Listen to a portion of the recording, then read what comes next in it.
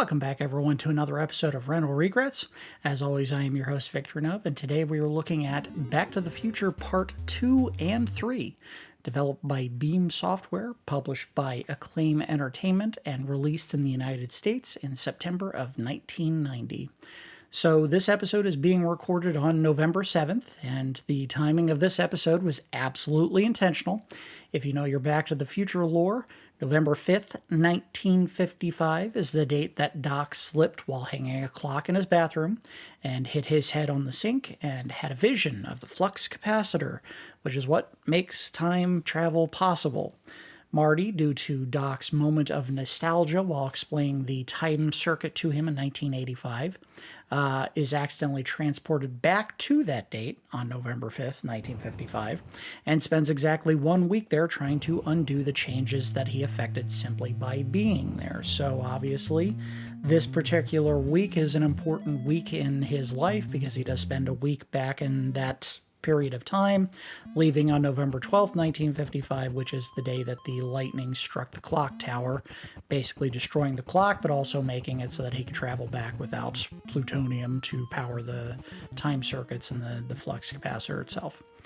So my memory of the game that we're looking at today, which covers the events of both the second and third movies, was that there was a lot of ground to cover, not a lot of guidance on what to do and where to go, but that it had a really neat mechanic that tied directly to a scenario described in Back to the Future Part 2. At one point in that movie, Doc explains to Marty that if Jennifer sees her future self while in 2015, one of two things would happen.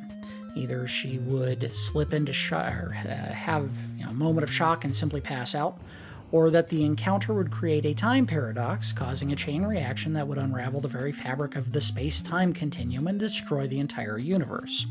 Although he does concede that the destruction might be limited merely to their own galaxy. And then Marty has the comeback of, "Oh, that's a relief." Where am I? In the game, they actually introduce this idea as a game mechanic. Whenever you travel through time, you leave behind a copy of Marty in the time that you left, and if you return to that time and that specific place, you can encounter a copy, and if it makes contact with you, you die. I remember thinking at the time that was a genius concept when I first played the game. Does it work perfectly? Not really, and we're going to see the problem with the idea while we're playing through the first part of the game here today. But I did think it was a cool idea that they worked into the game. I'll go ahead and be up front. I did record the first half of this game and then come back and do the audio commentary in post-production for a very specific reason. I decided to do it as the whole episode is a bit of a hybrid. For Back to the Future 2, I thought it would be fun to go over a list of every bit of future tech, predictions, and fashion that were presented in the film and determine if they got it right. Again, I'm recording this part in post-production, so the gameplay is largely uninterrupted by me talking or trying to convey a thought that I'm having at that time. Now, the game was designed so that you normally have to play through Back to the Future Part 2 before you can play Back to the Future Part 3, which I was never actually able to accomplish when I was a kid. However, there is a password that you can enter to play the third part of the game, or the third movie part of the game, which I did with live commentary to give it a fresh reaction to the gameplay as it happens. So stick around for that. It'll go back over to my normal rambling and cursing whenever I'm having difficulty, and believe me, I had a lot of difficulty playing through the third part of the game. It did not go great. In the meantime, here's some of the stuff that Robert Zemeckis and writer Bob Gale assumed would exist or would happen or be a fashion trend or whatever in the far-flung future of 2015. Fusion reactors that can be hand-fed, quotey fingers, to refuel them. Nope, not really. While a stable fusion reaction that resulted in a net energy gain has been achieved, we're not at the point where people can put a commercial fusion reactor on the back of their vehicle, and certainly not one powered by random bits of trash. I think we're a long way away from where we get to the point where a fusion reactor is not only a viable means of producing electricity, but also that it would ever be made commercially available. I mean, we struggle to get our society to the point where we don't want to keep making nukes and threatening to use them all the time. I can't see giving that power to people for regular home use. That's not going to happen. Clear vinyl ties. Nope, only if you're a weirdo. Not strictly a business attire choice. I don't see people actually wearing those anytime soon. Hover-capable vehicle conversions. No, the science just isn't there. Not yet. I do like that they still have to use skyways to travel. It's not just an every man for himself assortment of vehicles driving in any direction, speed, or altitude that they please. We'd never be able to do that safely. Basically, the entire ground below where those vehicles travel would be littered with crashed vehicles, or at least more so than you find on an everyday basis. Visor sunglasses that provide weather data, phone calls, and rear view camera functionality. Yes! While the tech certainly didn't catch on the way that people probably predicted it would, Microsoft HoloLens and the Google Glass basically achieved that kind of functionality in time for the events of the movie.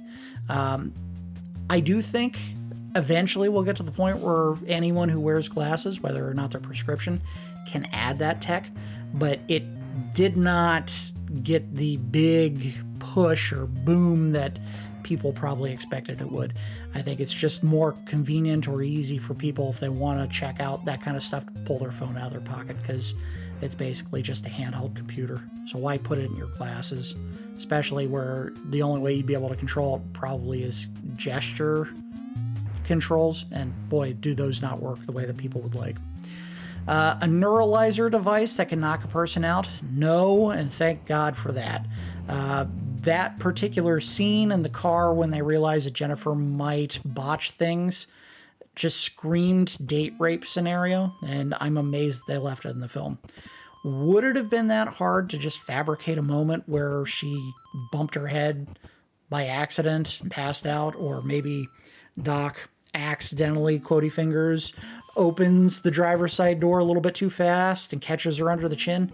I think it certainly would have been far more believable and maybe a lot less creepy than literally using a device to knock her unconscious and say, oh, it's just for a little while. No!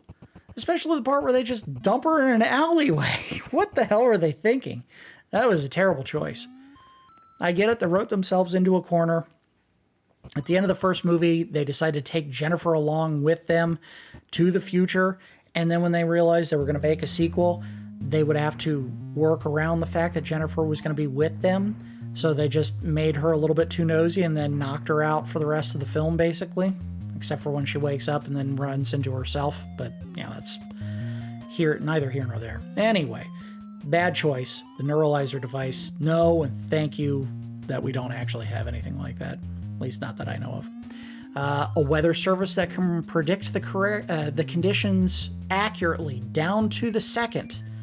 No. They're not even close to that. Not even miles, just so far from that ever being the case. I remember a time not that long ago when my office, the company that I work for, closed because the local weather forecast was predicting a 100% chance of snow the next day, and they were calling for about a foot of it. Not only did it not snow that day, but it was sunny the whole day. There was no clouds in the sky. No, the weather service sucks as bad as it ever has. It's not getting better somehow for some reason. Cosmetic rejuvenation work that doesn't actually appear to enhance a person's looks or overall health. Oh, you bet that's still the thing. There's one thing that we'll never get rid of. It's miracle products and services that purport to reduce or reverse aging and do nothing of the sort. We're really big suckers for that kind of nonsense. I'm not surprised that they put that in the movie and that it, is kind of mirroring the place we're at today, where people use miracle products and they don't actually do what they're supposed to do. Self-adjusting shoes and jackets. Sadly, no. You still have to buy clothing to fit. or you should buy clothing to fit. Whether or not you actually do that is up to you. That said, someone did make a working replica of the self-lacing shoes, but it never became a big commercial thing. Your closest proximity is probably still Velcro or maybe Crocs. If you're the kind of idiot who wears Crocs. CompuServe gas stations with fuel for about 70, excuse me, not $75, $7.25 per gallon. Good Lord. No to the robot service, closer to yes than we probably like for the gas prices. I don't know if we're ever going to get to a point where robots are doing the fuel pumping for us. It's just not commercially viable. Just get out and pump it yourself, you lazy bastard. I do know that there's some states in the U.S. that actually do have full service still. I think New Jersey, unless they change that law. Jaws 19 and Hollow-Max, directed by Max Spielberg. No, they stopped at the 4th Jaws movie, thankfully. Also, 3D does still exist, but you have to wear glasses. It's not just, it doesn't function on its own. Or at least not if you're using like a 3DS. I guess 3DS does make it viable, but they haven't figured out how to do it in movie theaters. And Steven Spielberg has not passed the directorial torch to his offspring, at least not yet. Now, funny side note, Steven Spielberg's first son is in fact named Max, so they got that right. The Chicago Cubs win the 2015 World Series against the Miami Gators. Oh, they were so close to that. They were so close. The Cubs actually won a year later, in 2016. And while they weren't playing a Miami team that year, they actually played the equally championship-scorched team in the Cleveland Indians, who've gone something like 50 years without winning the World Series. There is now a team based in Miami, the Marlins. Now, they would not have actually been able to play in the World Series because both teams are in the National League, so that wouldn't have worked. It would have to be one National League, one American League team. But hey, kudos to them for not only getting really, really close to getting the Cubs winning right, but also getting a team in Miami at that time, which absolutely was a thing. So they got that part right. Kitschy, nostalgia-laden restaurants. Actually, they were a little bit too late on that one. TGI Fridays is basically the equivalent of this, and its heydays are already long gone. I mean, it's not the hot spot that Back to the Future probably thought it would be. Also, the movie was very bullish on the staying power of Max Headroom-style animation. Yeah, it's probably for the best that we did not continue with that trend, because it's an eyesore. It's not good. Computerized self-serve in restaurants. Yes. It's not the prevailing method of service, but it does exist. Like if you go to a Panera, you can order your food on a little touch screen, or certain restaurants, they'll have you like do your ordering and payment on tablets. So it does exist. Sadly, your order is not going to pop up from underneath the counter, and certainly not the second you order it. That's not a thing. If you want something like that, you have to go to a vending machine, basically. Teen fashion as a chaotic DIY assortment of colors, patterns, and random metal bits. Closer than it should be. I really would love one of those ugly holographic hats. The one that Marty wears. Man, that thing is hideous. I love it. Hoverboards. No, we still don't have them. The closest we've come to a hoverboard is those balance boards that spontaneously were catching on fire all the time, and they don't actually hover. And I don't know why they were called hoverboards. They did nothing of the sort. They just kind of moved based on you leaning and a gyroscope picking it up. No, that's not a hoverboard. Adjustable length baseball bats. Only if you're cheating. And no, they don't actually have anything of the sort, because how would you keep it stable and capable of making contact without breaking in the center if it could extend? That would never, ever, ever work. I think we're lying to ourselves thinking that would be something that would work. Newspapers that update themselves as a story develops. Now, I'm not sure if that was supposed to be a function in the movie or just the future being changed, so they saw it magically replace one story with another. But you did see in the movie, Griff and his gang getting arrested and the story being put on the paper kind of like as it was playing out. So in a manner of speaking, yeah, that kind of does exist. It's called the internet, and you can see it on your own phone. Print, despite all claims, is not quite dead yet. Stores full of ancient tech for purchase. Well, not intentionally, but technology is always advancing, so this one is more of an eye of the beholder type situation. I don't think you're going to be able to go into a store and find a Dust Buster brand vacuum. That said, handheld vacuums are all over the damn place, so you can find something, a modern equivalent of it today. It's not nearly as antiquated and silly as the movie probably thought it would be in 2015. Mountains of heaped laser discs for disposal. So close to yes. And that makes me a little bit sad. Media is essentially on the edge, like right on the cusp of being all digital as I type this. Just recently, Best Buy announced that after the end of this holiday season in 2023, they're going to eliminate the DVD, Blu-ray, and 4K sections of their stores. No more movies. They basically got rid of CDs at this point, and now they're going to get rid of movies also. Physical media is pretty much dead. So they kind of got that right, even though it was meant to be set dressing. Funny side note, I remember watching movies on Laserdisc, but the overwhelming majority of them were in school, not home consumption.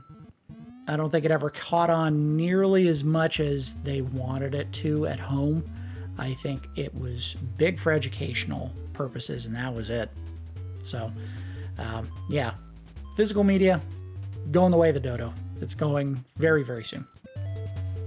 All-female police forces comprised of what looks like supermodels.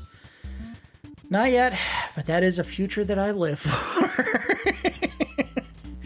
Yeah, I don't think that one's ever actually going to happen. LED message boards on police hats. No, but body cams are increasingly becoming a thing. They're not really comparable tech, but that's really the only comp that I could make. We just don't have LED message boards on clothing. LED lighting embedded in street curbs. I have a street light outside my house that burns out maybe once every 2 months, and they don't fix it for like 6 months. So the notion that we're ever going to get to a point where a neighborhood will have LED strips on every square inch of the curbside is probably the biggest stretch of logic in the entire movie, Mr. Fusion notwithstanding. That's just not... Who's going to spend the money to install that much lighting in a neighborhood? Any neighborhood. It doesn't matter how rich the people who live there are. You're not going to do that. You're not going to put LED strips on every square inch of curb. That's stupid. Doors can be opened with a thumb pad. Yes, biometric locks are absolutely a thing now. But given how easy they are to spoof by literally like putting a thumbprint on a piece of tape and then putting the tape on the pad, I don't know if I'd ever secure my front door with a thumb pad that you could scan to open. No, the tech exists, but you'd be a fool to actually use it for your front door. Anything else, maybe, but not the door to your house. Voice-activated lights, TV, personal greetings, and other home items. Yes, digital voice assistants are absolutely a thing, and they're capable of doing pretty much all of the things that they showed in the movie. When, Jennifer gets taken in by the police, and they say, yeah, you really should set your lights to come on. And she goes, lights on? And then the lights just turn on because they heard her say it. That's a thing. I mean, you have to use the name of the digital assistant, if it's Google or, the Amazon Echo name. I'm not going to say because I have one right around the corner from me. You can have them turn on lights. I don't know about TVs, but maybe. I think they can. You can absolutely get them to do personal greetings. I've set up a couple for myself. You can have them activate a whole bunch of other devices in your home. Those are things that happen and exist right now, so they got that part right. Television with hundreds of absolutely pointless channels that you can watch all at once. You can't watch them all at once. I mean, you can do picture-in-picture, I think. But cable packages absolutely have tons of unnecessary channels. It's a good thing the internet exists, right? So that you can also surf the internet and find tons of stuff that no one needs to ever see. Video conference calls. Yes. Not only that, but I've participated in quite a few. The tech kind of became essential during the pandemic, so they absolutely nailed that one. Now, of course, he was doing a video conference call, Marty, future Marty, was doing that at home with a coworker about a shady business deal. Now, is that something that I think happens on a regular basis? Maybe people don't want it to happen, but certainly you'll take calls at home if you're still working from home. I think a lot of businesses are trying to move away from that, but it's still a thing. In fact, in my office, it's still a thing. In-home fax machines. I mean, you can get a fax machine at home, but why? Email exists. Not only that, but we've gotten to the point where digital signatures are absolutely a thing in PDF documents, so the idea that the only reason to have a fax is so that you can send a document with a signature on it is kind of obsolete. You can do stuff by email. You can do stuff by text message. You do stuff by social media, even though Elon Musk is doing his part to destroy it. Also, if you did have a fax machine in your house, would you actually have the means to use it? Fax machines require a phone line to operate, and who has a landline anymore? It's 2023. Most people just have a cell phone, and that's it. Two ties worn side by side. No, that's a stupid look. It's a good thing that they never got to the point where people do that. You just wear one tie at a time. A fashion-based obsession with Japanese culture. Now, you see that on Doc. You see that on Marty, I want to say. It's not really a craze, but Japanese culture is certainly embraced in many parts of the world, including the U.S. In fact, I see ads on my Facebook feed all the time for random bits of Japanese fashion that I could purchase, which is weird because I don't remember lingering on a product long enough to have my account marked as something for targeted advertising, but whatever. I don't think I'm ever going to buy those weird pants that have the cuffs at the bottom of the legs and are super baggy, but hey, they keep showing me ads for them, so whatever. A food hydration oven. Maybe the biggest bummer of the entire film. No, we can't stick tiny food items into a machine, magically hydrate them, and have them fully cooked and ready to eat in seconds. It would be amazing, but it's not a thing. Not yet. Upside down hanging therapeutic hover devices. No, but I think that device was put in more as a means of disguising the actor that replaced Crispin Glover's George McFly than it was a genuine attempt at getting future tech right. I mean, if you're having that kind of problem with your back, I don't know if the solution is to get a hover device to fly you around upside down everywhere. I think that was just done as a gag. Nothing more. Retractable hanging fruit and vegetable gardens.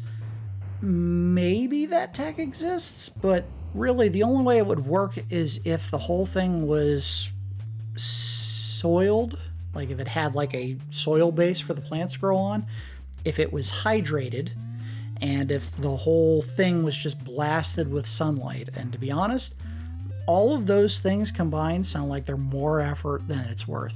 Just to have this cylindrical garden that you can drop inside the kitchen wherever you're eating. Just grow your veggies outside, idiots. That seems like way more work than it's worth. Robotic dog leashes. If it didn't freak your dog out, I'm sure we would try to do something like that. But honestly, if you want to walk your dog without actually going outside, just tie their leash to a Roomba or an RC car with a camera and send them on their way. No, that one's never, ever going to exist. People, go out and walk your dog. Don't be that lazy. Payment by thumbpad. No, but credit cards do have those little near-field connection chips in them now. So while you being able to pay with your thumb may never actually happen, the tech kind of exists. And in fact, they've already talked about having RFID chips that you could embed under your skin by, just getting a tiny little injection. But I don't think the general public is ever going to accept that as an option for making payment on anything.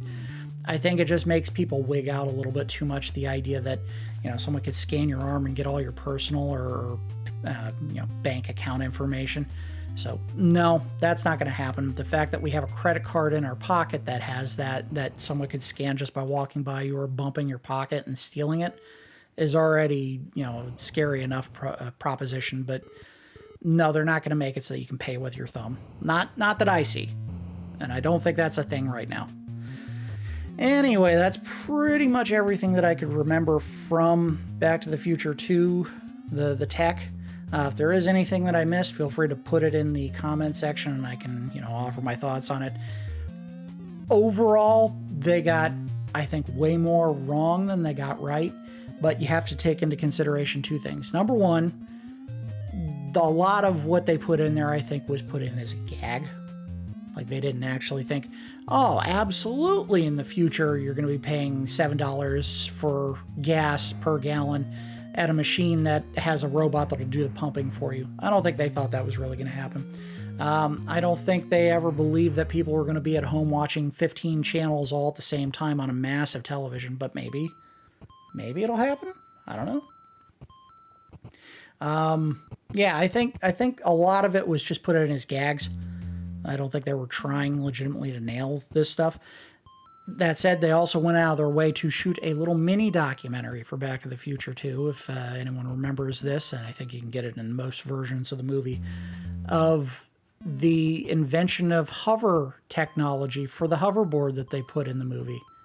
They went all out in trying to fool the public into believing that, oh yeah, hoverboards are absolutely a thing. We used them in this movie. No, it's just clever camera tricks.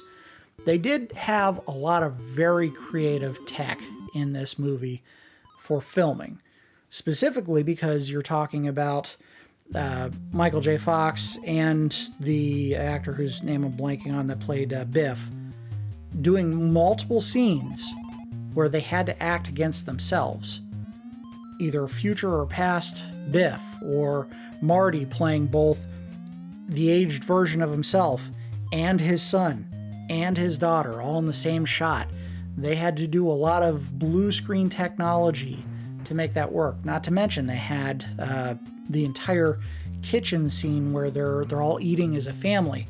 They actually had a couple of things that they did. They had a camera that was on a very strict moving mount so that they could have sweeping camera angles of all three of them sitting in the kitchen. Not to mention, all of the stuff that was on the table had to be glued in place so that the actor playing whatever part, if it was, Michael J. Fox, or in the case of, what the hell am I thinking, the actress who played Lorraine, they couldn't move any of that stuff because if they did, it would ruin future shots. It all had to be in exactly the right spot in order to make sure that nothing got altered between takes. That was a lot of work trying to just dupe the audience by giving Marty kids that all look just like him. But, they went out of their way to add all that stuff into the second movie. And frankly, it was always the more impressive of the two between 2 and 3 to me. I mean, maybe there are people who enjoy the story of 3 because it's a little less timey-wimey and convoluted, and the story is a little bit more of a personal story between Doc and Marty and their friendship together, which, they kind of explore that in the first movie as well. Maybe they get a little bit closer to the relationship, not between current, 1985 Marty and 1955 Doc, and in the third movie it's more about 1985 Doc and Marty, but in a different time. It's a fine story. I kind of like the exposition-heavy storyline of Back to the Future 2, but that's just me. I've always found exposition-heavy stories to be more fascinating. That's just my take on it. Anyway, enough about that. The gameplay that's been going on for the last couple minutes, I'm sure I've made absolutely no serious progress, and that's always been the case. This has been a game that I've struggled to actually get anything done in for years, as fun as the gameplay can be. but we'll go ahead and talk more about that in final thoughts. For now, we're going to cut back over to the main menu because I'm going to enter a password that allows me to play Back to the Future Part 3. All right, and we're going to take a look at Back to the Future 3. So what you're supposed to do is go to the title screen, press and hold the B button, and then press Select button, enter a password insert screen. And what you have to do is you have to get it to spell out flux capacitor is the power. Which I'm guessing you have to just pick. Yeah, just pick the letters and place them in the right spot. Boy, is that song really obnoxious. As is the little sound that we're hearing moving the letters back and forth. All right, flux.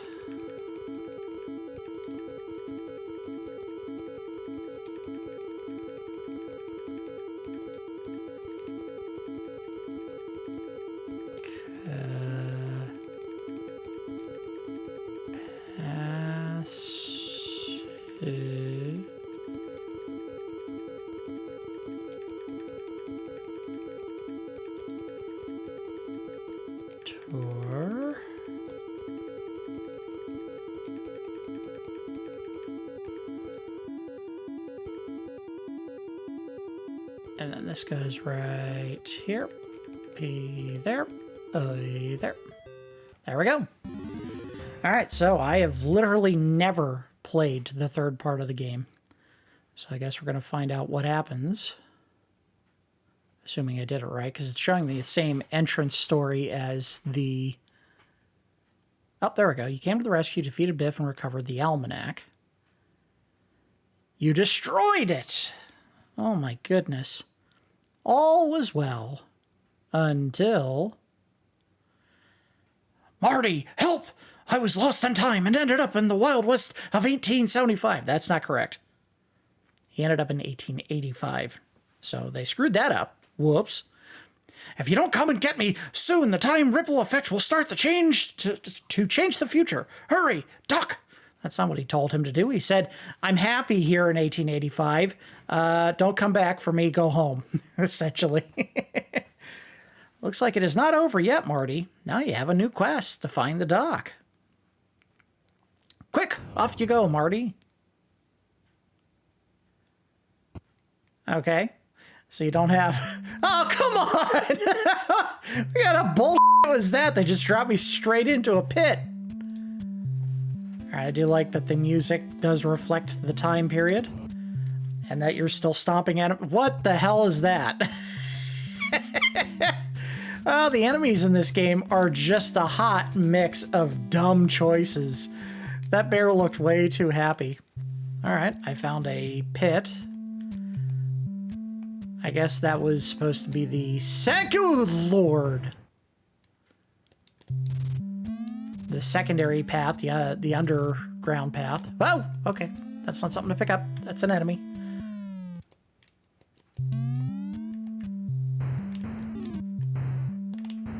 Good Lord. They definitely ramped up the difficulty. And that apparently is not an enemy I can kill without... Oh, come on. No.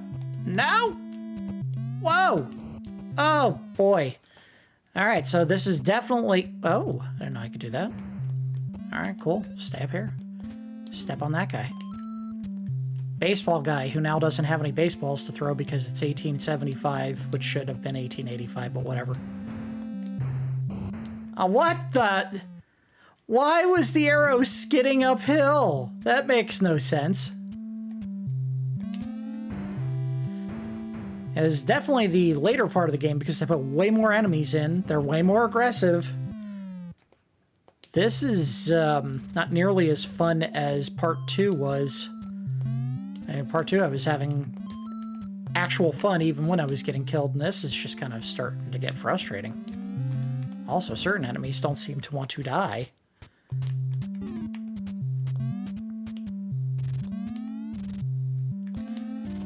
Well, it does seem like the game basically plays the same. kind of expecting something out.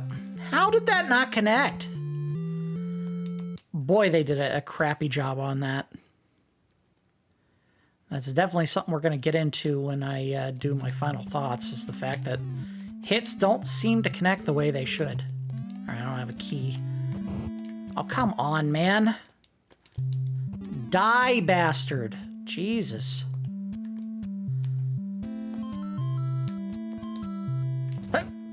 Why is that a leaping scorpion? They don't do that.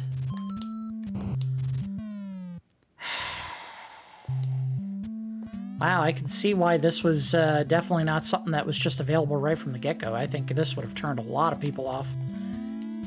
Dude, just let me step on you. Oh my god, you're the worst, Snake! Just... ah! Alright, I think I found something of value. So...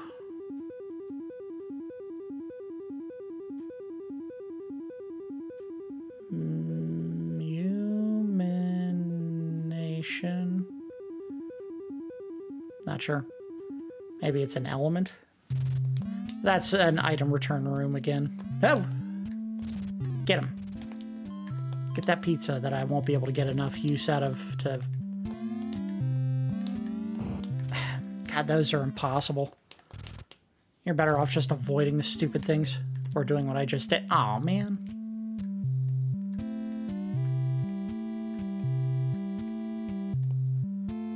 Alright, well, we'll reach the end of that part of the map.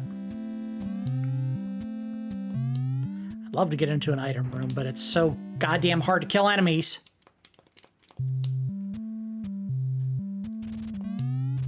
This part really should have just had a... I didn't even see that one. They really needed to sit down and go, is this still fun at this high a difficulty? And if the answer was no, let's just not do this. Wow. I mean, it's... Screw you, bear. Goddamn goofy-looking bastard. I'm gonna get you, Marty! Ugh. Again, that enemy I could kill while he was moving, but when he was standing perfectly still, oh no, that'll kill you if you touch him. Okay, I think we've seen enough. It's basically the same gameplay as the second part, so let's go ahead and wrap up and do some final thoughts on the game. Sorry, I had some notes written down. I'll go ahead and read from. The platforming had serious issues in this game. Jumping was weirdly inconsistent momentum-wise. You would sometimes be able to control a jump mid-air, and sometimes you wouldn't be able to control it at all. You'd be stuck in whatever animation you were doing or momentum you had. Also, jumping on enemies was super inconsistent. We saw that here in the third part. Jumps from an angle that shouldn't have worked to connect and hit an enemy actually would kill them. And sometimes straight-on vertical hits on an enemy would kill me instead.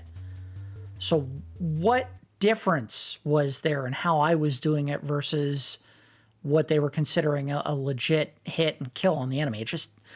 They needed to explain that better, and unfortunately it became more frustrating as you got into the third part of the game where enemies were way faster and it was harder to get the timing exactly right at hitting enemies. So I think the third part, they made it way too difficult, unfortunately. The manner in which items would pop out of enemies and kind of fly off screen was obnoxious. I wish all that would have happened is when you hit the enemy, it would land on the ground and then just sit there for you to pick up for a couple of seconds. It would have made it so much easier to get the things like those baseballs that I was picking up and throwing at enemies, or the keys, which are so important to getting into the special platforming rooms that you get the items from. A map was really warranted for this game, and there isn't one. I don't think the level layouts are memorable enough to be able to easily complete this game without the help of a map. Again, the NES generation of games was plagued with this issue, and I genuinely think it hurt a lot of games as a result. They needed a map. You know, in this one, None of the level layouts that I was walking through made me go, oh yeah, I'm on this part of the map, and I know that there's a room here, or there's a secret pipe I can go down to return an item here.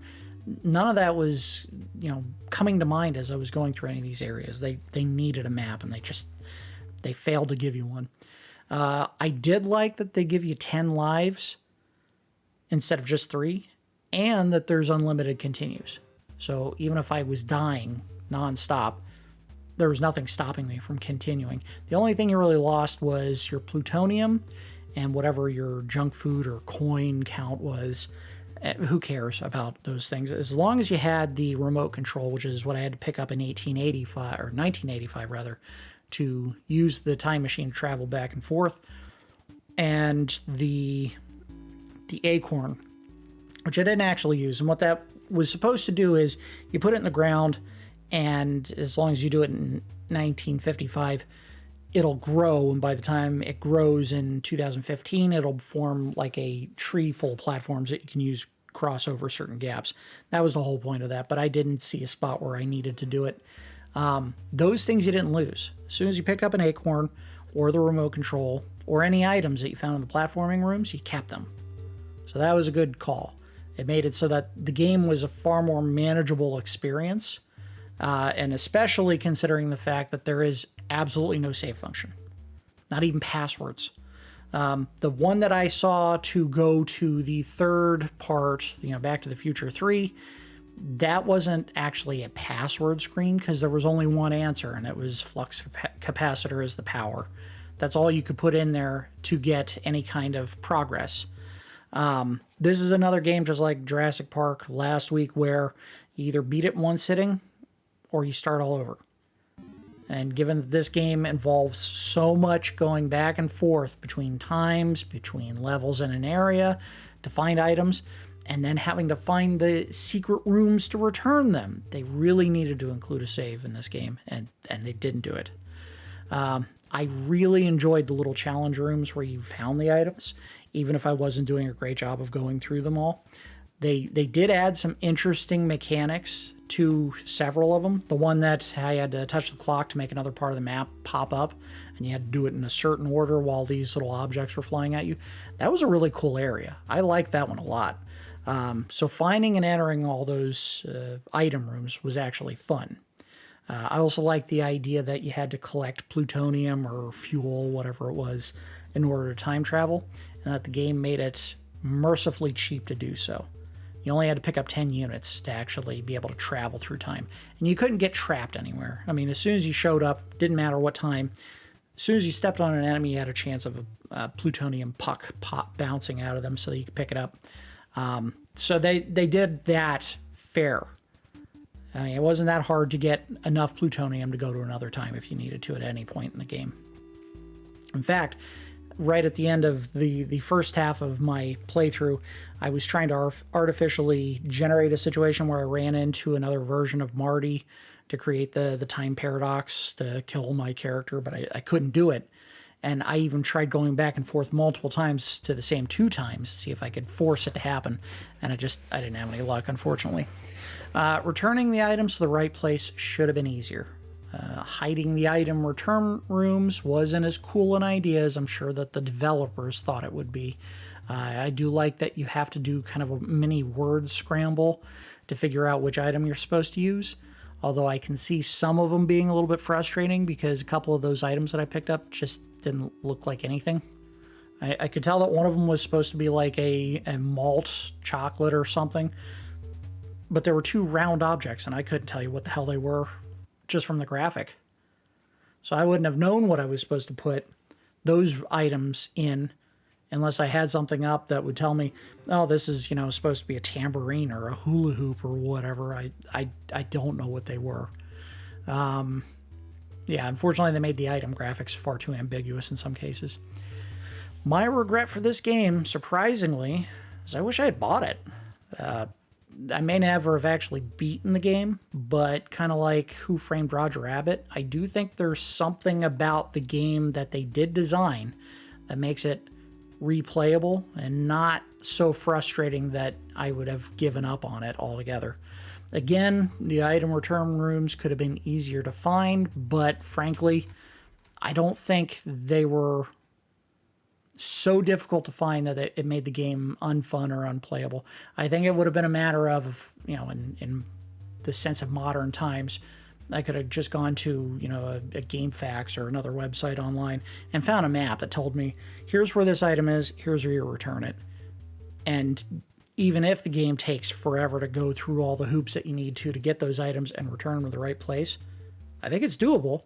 And I think the challenge rooms that you got to complete to get the items are fun enough that it would merit serious effort to try to beat the game. So I enjoyed what I experienced, at least in Back to the Future Part 2. I think it was fun, and the challenge wasn't so horrible that it just turned me off to the entire experience. Same can't be said about 3. 3, they had way too many enemies on screen, and they were way too fast, and it was becoming frustrating, and I can see why that part is kind of hidden behind Back to the Future 2 instead of having 2 separate gameplay experiences that you can do right from the jump. So if you don't want to do 2, you can just go straight to 3. You can, if you know the secret password, which is, the hold B, hit select, and then do a word scramble that would give you the password to start part 3. Without that, I still think 2 is worth serious consideration as a worthwhile game to try, if never actually complete it. 3, you can get rid of it. I didn't enjoy how difficult they made it, and frankly, I don't know if I was making any serious progress. So, yeah, I liked part 2. 3, maybe they didn't need to bother with that. Just make the game all about the experience of playing through the story of the second movie. That was actually fun. And frankly, between the two, Back to the Future 2 is a better movie. Fight me! All right, that's going to do it for this episode of Rental Regrets. As always, I do appreciate each of you watching, and I will see you next time.